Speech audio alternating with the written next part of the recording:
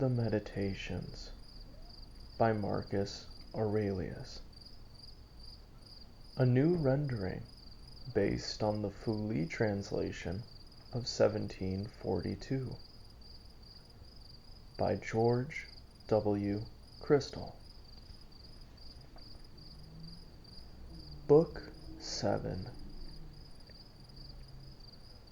What is vice? It is what you have often seen. In every instance of it, keep in mind that you have often seen the like before.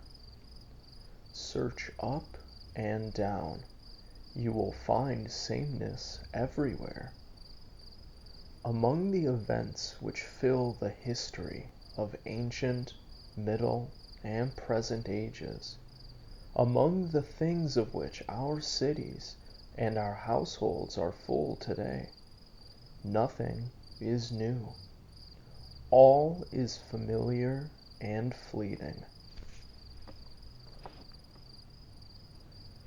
How can the great principles of life become dead if the impressions which correspond to them be not extinguished?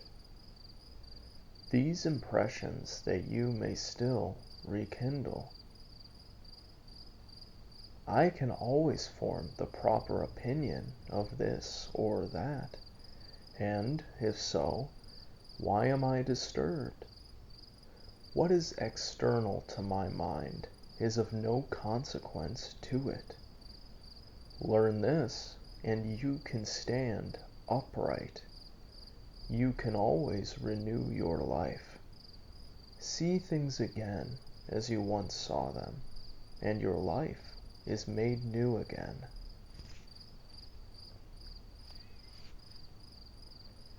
Your vain concern for shows, for stage plays, for flocks and herds, your little combats, all of these are as bones cast for the contention of puppies, as baits dropped into a fish pond, as the toil of ants and the burdens that they bear, as the scampering of frightened mice or the antics of puppets jerked by wires.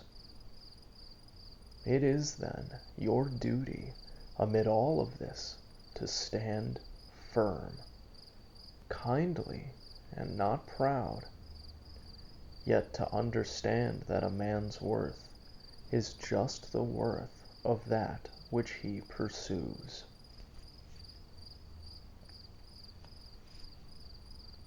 In conversation, we should give good heed to what is said, and in every enterprise, we should attend to what is done. In the latter case, at once look to the end in view, and, in the former, note the meaning intended.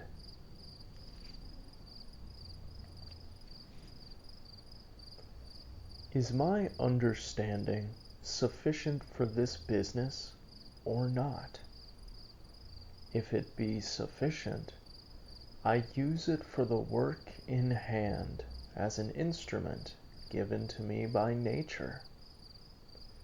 If it be not sufficient, I either give place to one better fitted for the achievement, or, if for some reason this be not a proper course, I do it as best as I can, taking the aid of those who, by directing my mind, can accomplish something fit and serviceable for the common good. For all that I do, whether by myself or with the help of others, should be directed solely towards what is fit and useful for the public service.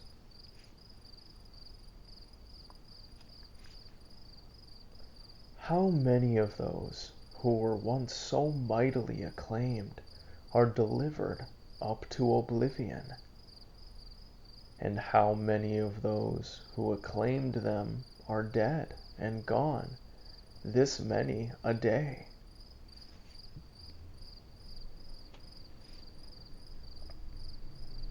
Be not ashamed of taking any assistance. It is laid upon you to do your part, as on a soldier when the wall is stormed.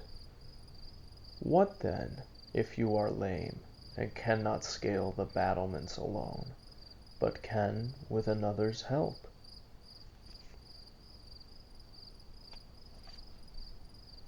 Be not troubled about the future. You will come to it, if need be, with the same power to reason as you use upon your present business.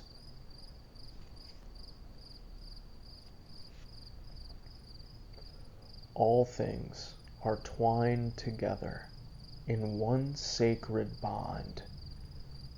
Scarce is there one thing quite foreign to another. They are all ranged together and leagued to form the same ordered whole.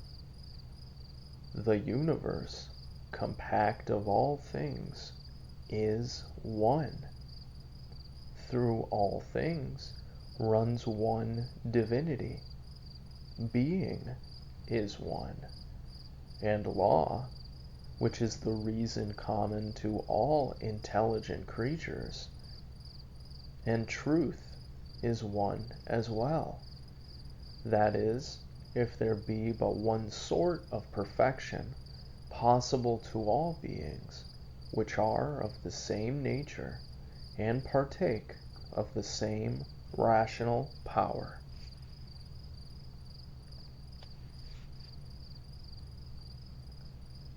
Everything material is soon engulfed in the matter of the whole, and every active cause is swiftly resumed into the universal reason.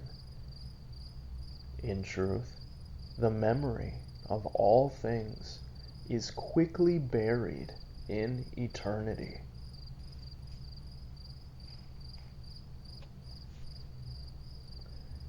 In the reasoning being, to act according to nature is to act according to reason. Therefore, be upright, either by nature or by correction.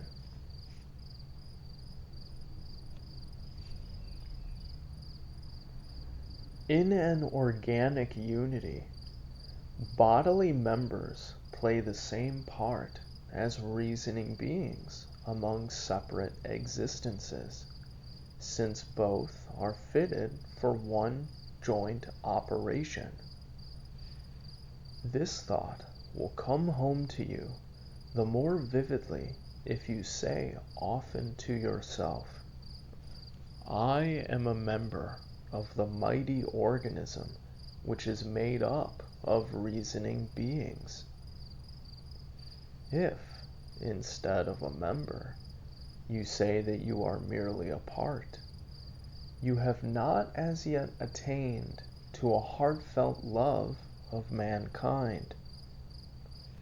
As yet, you love not well-doing for its own sake alone, and you still perform your bare duty, with no thought that you are your own benefactor by the deed.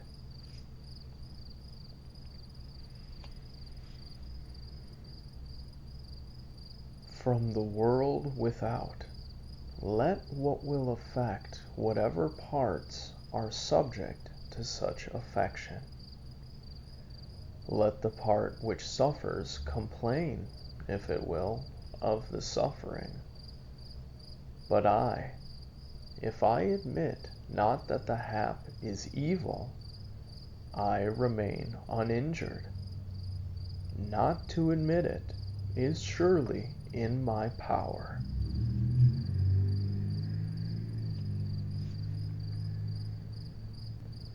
Let anyone say or do what he pleases. I must be a good man.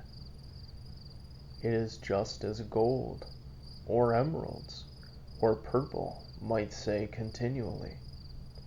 Let men do or say what they please. I must be an emerald and retain my luster.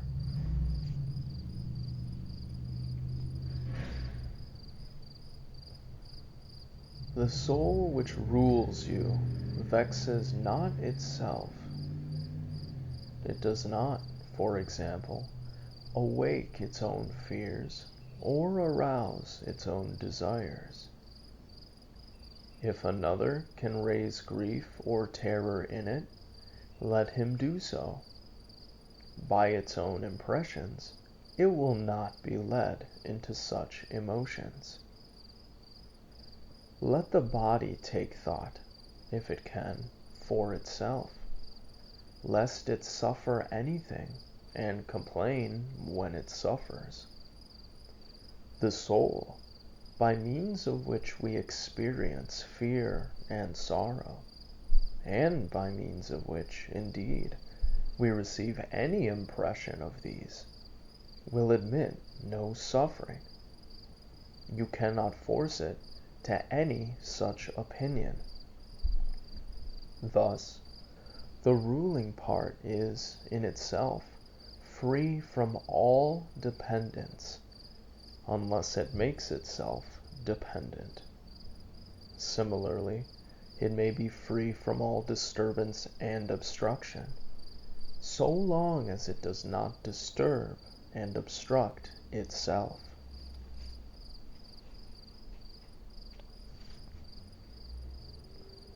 To have good fortune is to have a good spirit or a good mind. What do you hear? Imagination. Be gone, I say, even as you came. I have no need for you. You came, you say, after your ancient fashion. I am not angry with you, only be gone.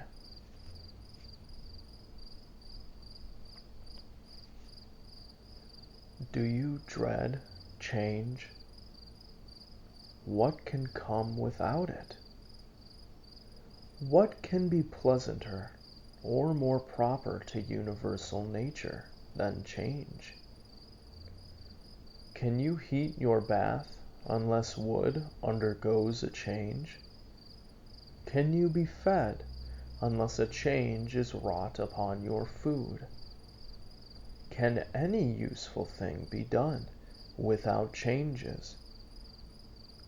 Do you not see, then, that this change, also which is working in you, is even such as these, and alike necessary to the nature of the universe?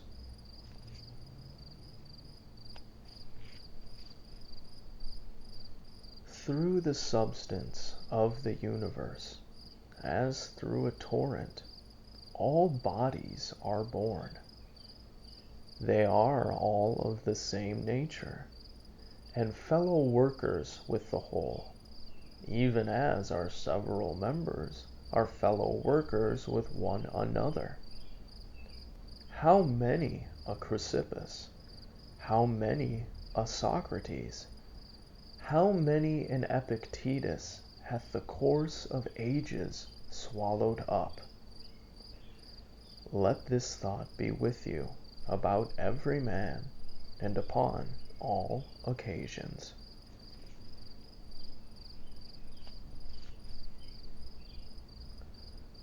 For this alone I am concerned, that I do nothing that suits not the nature of man, nothing as man's nature would not have it, nothing that it wishes not yet.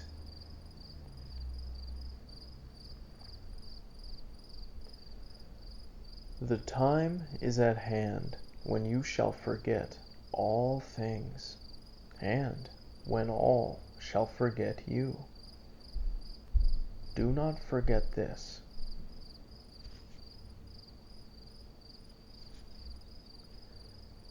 It is man's special business to love even those who err. And to this love you attain, if it is borne in upon you that even these sinners are your kin, and that they offend through ignorance and against their will. Remember also that in a little while both you and they must die. Remember before all things that they have not harmed you, for they have not made your soul worse than it was before.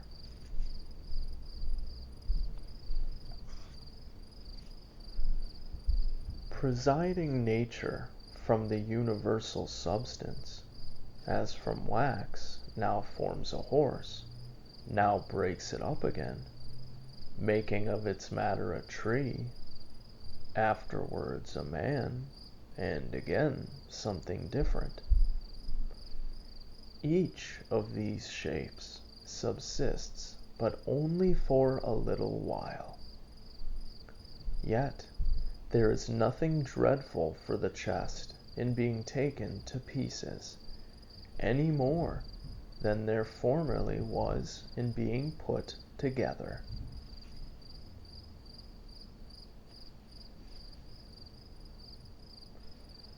A wrathful look is completely against nature. When the countenance is often thus deformed, its beauty dies. In the end is quenched forever, and cannot be revived again. Seek to comprehend from this very fact that it is against reason. And if the sense of moral evil be gone as well, why should a man wish to remain alive?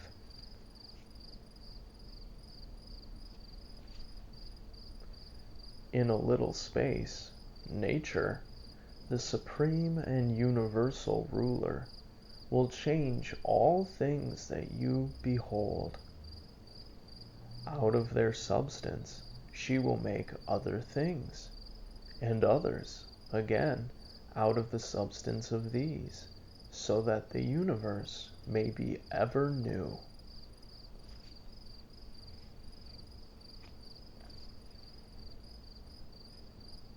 Whenever someone offends you, consider straightway how he has erred in his conceptions of good or evil. When you see where his error lies, you will pity him and be neither surprised nor angry. Indeed, you yourself perhaps still wrongly count good the same things that he does, or things just like them. Your duty, then, is to forgive. And if you cease from these false ideas of good and bad, you will find it the easier to grant indulgence to him who is still mistaken.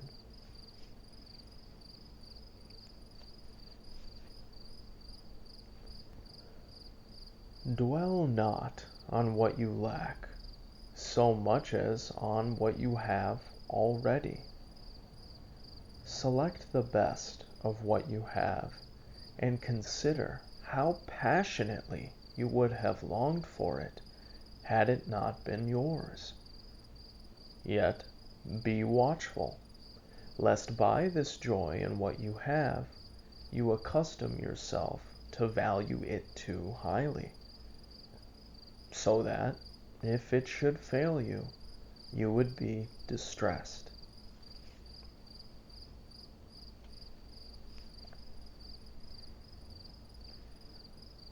Retire within yourself. The reasoning power that rules you naturally finds contentment with itself in just dealing, and in the calm which such dealing brings.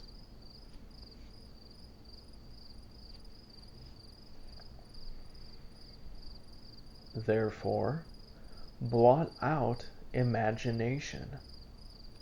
Check the brutal impulses of the passions. Confine your energies to the present time. Observe clearly all that happens either to yourself or to another. Divide and analyze all objects into cause and matter. Take thought for your last hour. Let another's sin remain where the guilt lies.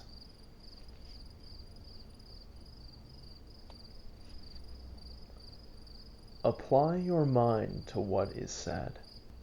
Penetrate all happenings and the causes thereof.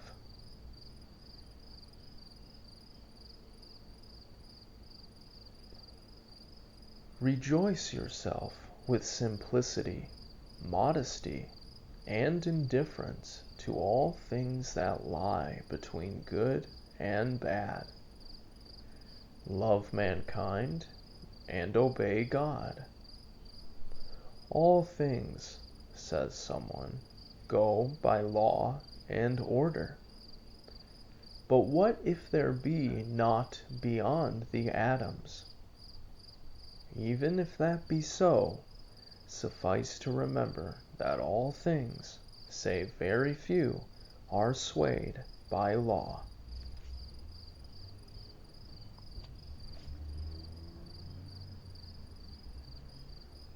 Concerning death, if the universe be a concourse of atoms, death is a scattering of these.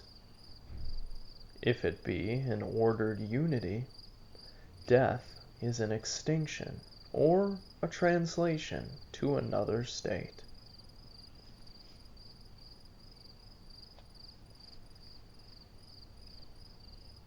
Concerning pain, pain which cannot be borne brings us deliverance.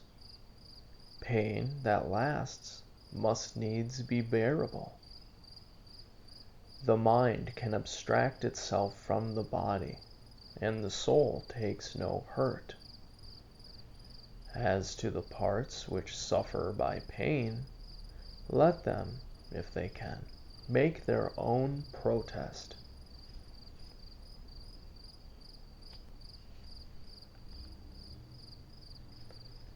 Concerning glory, consider the understanding of men, what they shun and what they pursue, and reflect that as heaps of sand are driven one upon another, and the later drifts bury and hide those that went before, so too in life the former ages are soon buried by the next.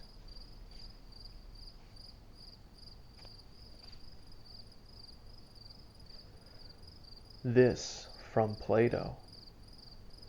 To the man who has true grandeur of mind, and who contemplates all time and all being, can human life appear a great matter? Impossible, says the other. Can then such a one count death a thing of dread? Certainly not.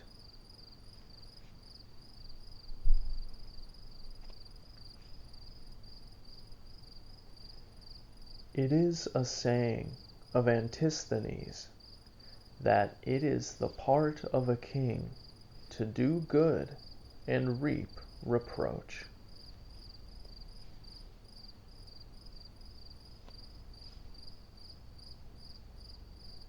It is a shameful thing that the countenance should obey the mind, should compose and order itself as the mind bids it, while the mind cannot compose and order itself as it wills.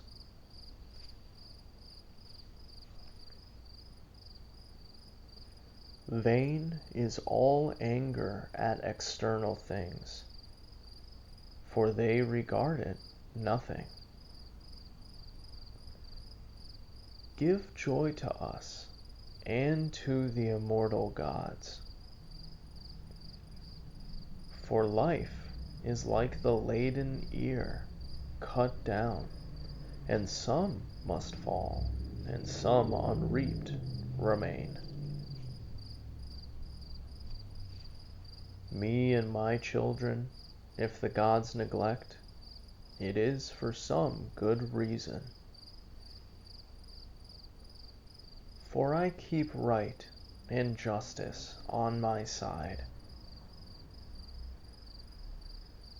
Weep not with them, and still these throbs of woe.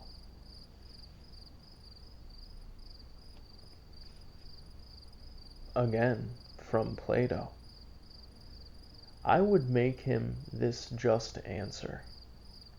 You are mistaken, my friend, to think that a man of any worth should count the chances of living and dying.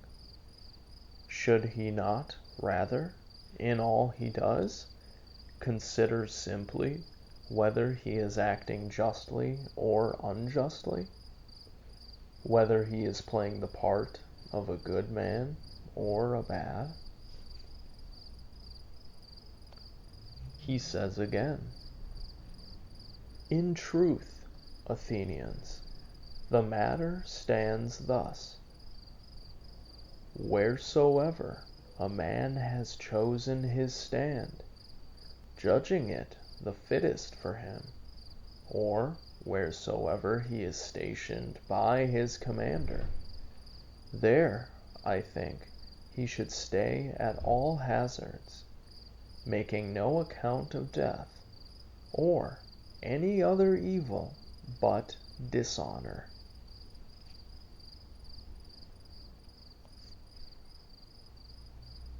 Again, consider Plato. He says, consider, my friend, whether the truly noble and the truly good be not something quite apart from saving and being saved. The man who is a man indeed should not set his heart on living through a few more years of life, nor should he make that the end of his desire.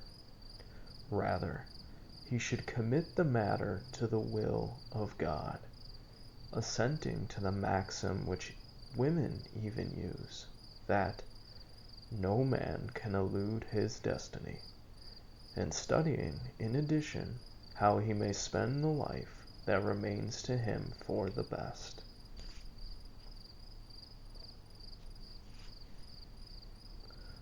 Contemplate the courses of the stars, as one should do that revolves along with them. Consider also without ceasing the changes of elements, one into another. Speculations upon such things cleanse away the filth of this earthly life.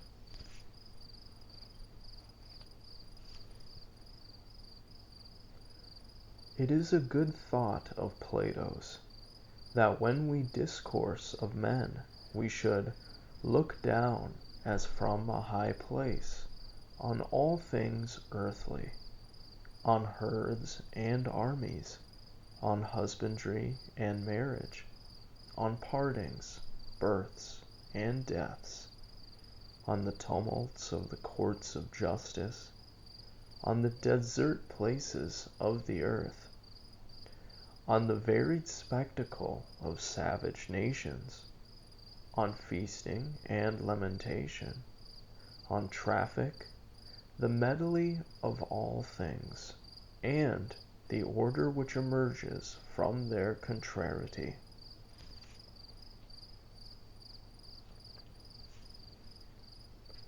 Consider the past and the revolutions of so many empires, and thence you may foresee what shall happen hereafter.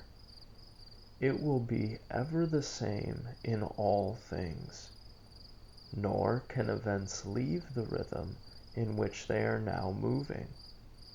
Wherefore, it is much the same to view human life for 40 as for a myriad of years. What more is there to see? To earth returns whatever sprang from earth, but what's of heavenly seed remounts to heaven. This imports either the loosing of a knot of atoms, or a similar dispersion of immutable elements. By meats and drinks, and charms and magic arts, death's course they would divert, and thus escape. The gale that blows from God we must endure, toiling, but not repining.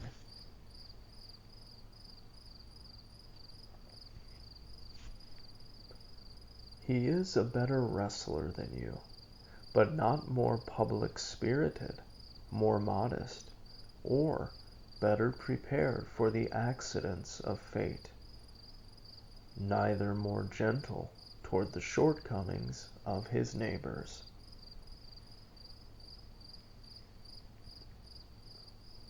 Wherever we can act conformably to the reason which is common to gods and men, there we have nothing to dread.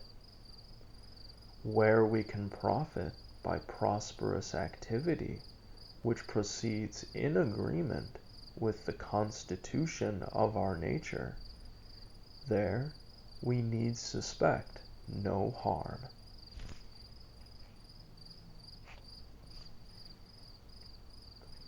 In all places, and at all times, you may devoutly accept your present fortune, and deal in justice with your present company. You may take pains to understand all arising imaginations, that none may steal upon you before you comprehend them.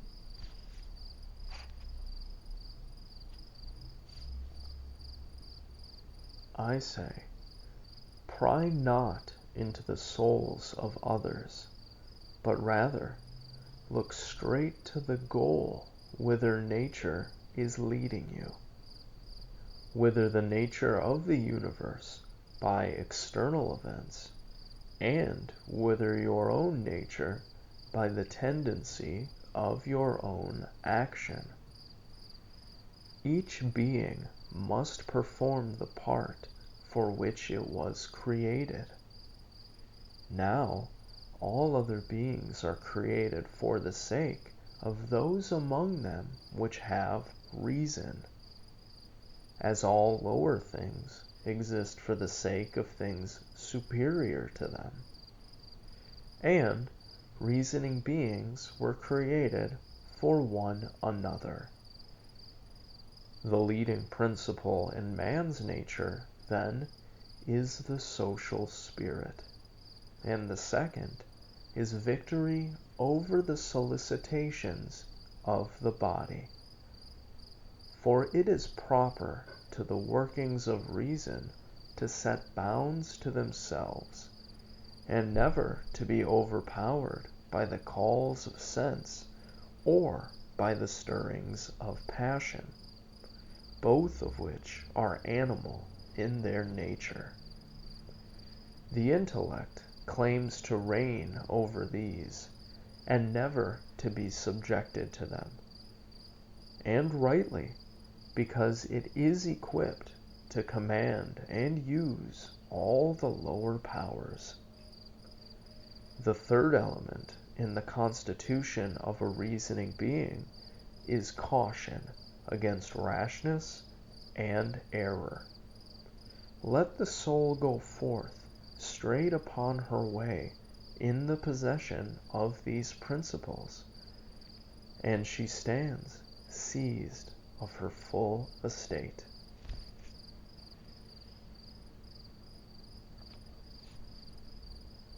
Consider yourself as dead, your life as finished and past. Live what yet remains according to nature's laws, as an overplus granted to you beyond your hope.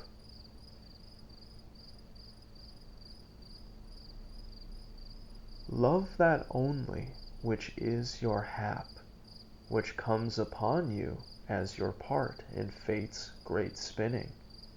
What indeed can fit you better?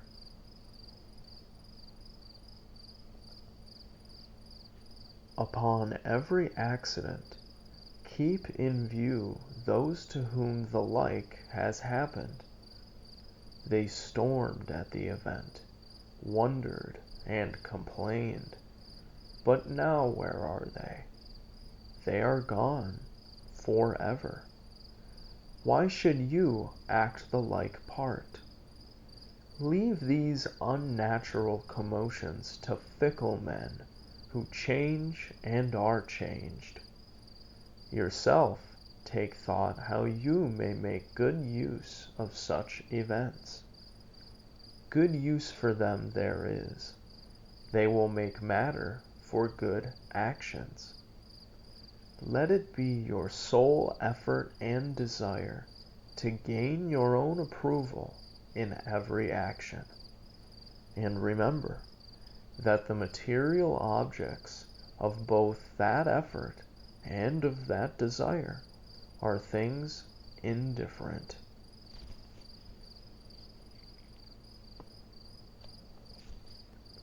Look inward, for within is the fountain of the good.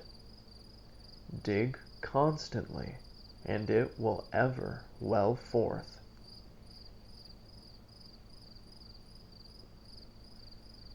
Keep the body steady, without irregularity, whether in its motions or in its postures.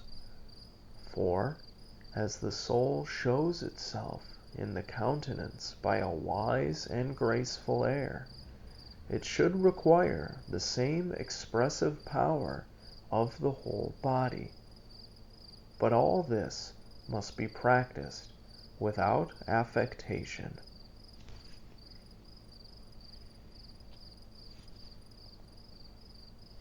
The art of life is more like that of the wrestler than of the dancer, for the wrestler must always be ready on his guard, and the wrestler must always stand firm against the sudden, unforeseen efforts of his adversary.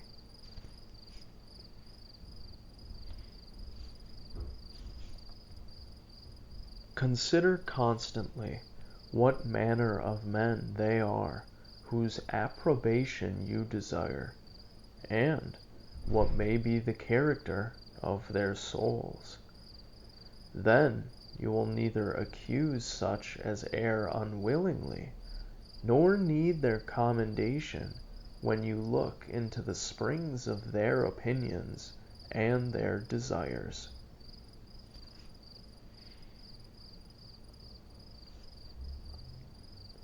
Every soul, says Plato, parts unwillingly with truth.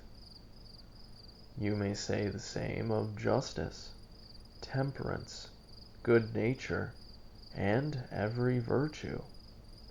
It is most necessary to keep this ever in mind, for, if you do, you will be more kindly towards all men.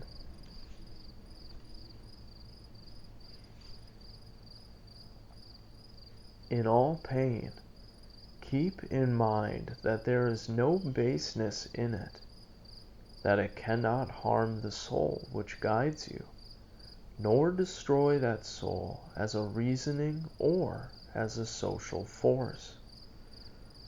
In most pain, you may find help in the saying of Epicurus, that pain is neither unbearable nor everlasting, if you bear in mind its narrow limits, and allow no additions from your imagination. Remember also that we are fretted, though we see it not, by many things which are of the same nature as pain, things such as drowsiness, excessive heat, and want of appetite. When any of these things annoy you, say to yourself that you are giving in to pain.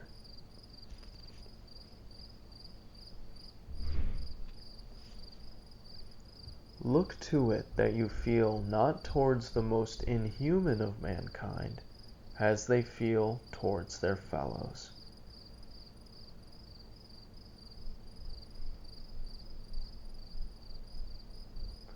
Whence do we conclude that Telauges had not a brighter genius than Socrates? 'Tis not enough that Socrates died more gloriously, or argued more acutely with the sophists, or that he kept watch more patiently through a frosty night, or because, when ordered to arrest the innocent Salaminian, he judged it more noble to disobey, or because of any stately airs and graces he assumed in public, in which we may very justly refuse to believe. But, assuming all of this is true, when we consider Socrates, we must ask what manner of soul he had.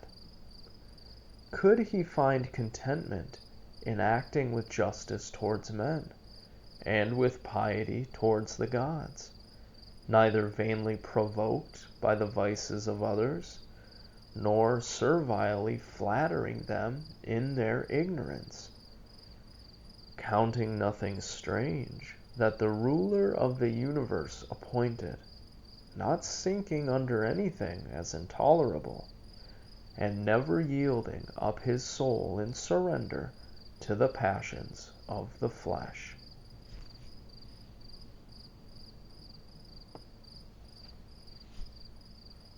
Nature has not so blended the soul with the body that it cannot fix its own bounds, and execute its own office by itself. It is very possible to be a god among men, and yet be recognized by none. Remember that always, and this as well, that the happiness of life lies in very few things. And though you despair of becoming great in logic or in science, you need not despair of becoming a free man, full of modesty and unselfishness, and of obedience unto God.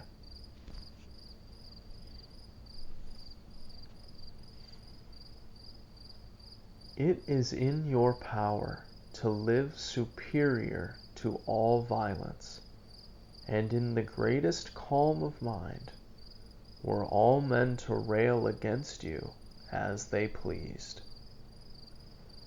And though wild beasts were to tear asunder the wretched members of this fleshly mass which has grown with your growth,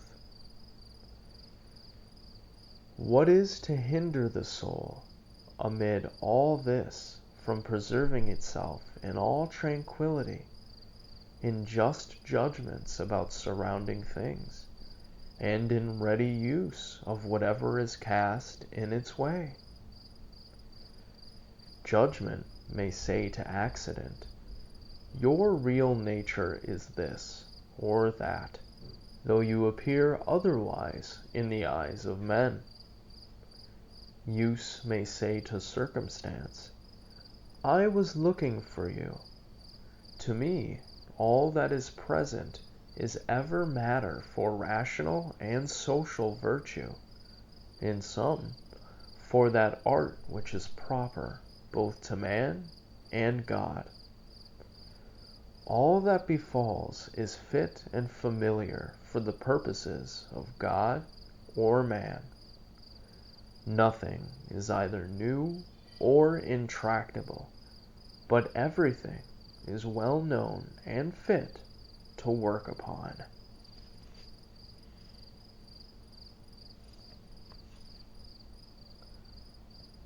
It is the perfection of morals to spend each day as if it were the last of life, without excitement, without sloth, and without hypocrisy.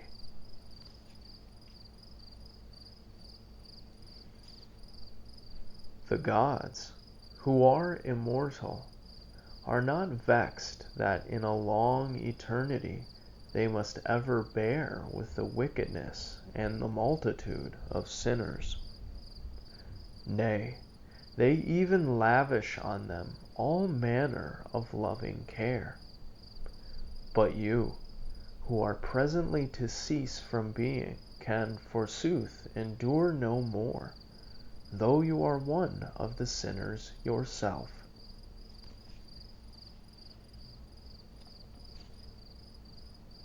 It is ridiculous that you flee not from the vice that is in yourself, as you have it in your power to do, but are still striving to flee from the vice in others, which you can never do.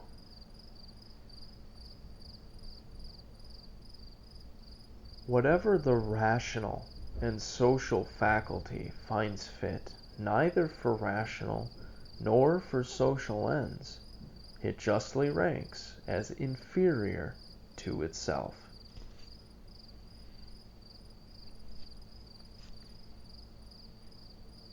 When you have done a kind action, another has benefited. Why do you, like the fools, require some third thing in addition? A reputation for benevolence, or a return for it?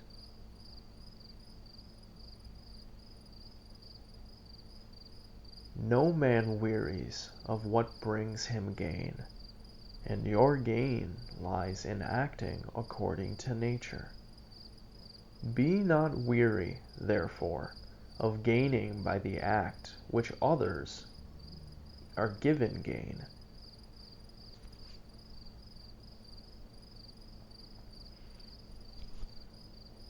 Nature set about making an ordered universe, and now either all that is follows a law of necessary consequence and connection, or we must admit that there is least rationality in the things which are most excellent, and which appear to be most special objects for the impulses of the universal mind. Remembrance of this will give you calmness on many an occasion. End of the 7th book.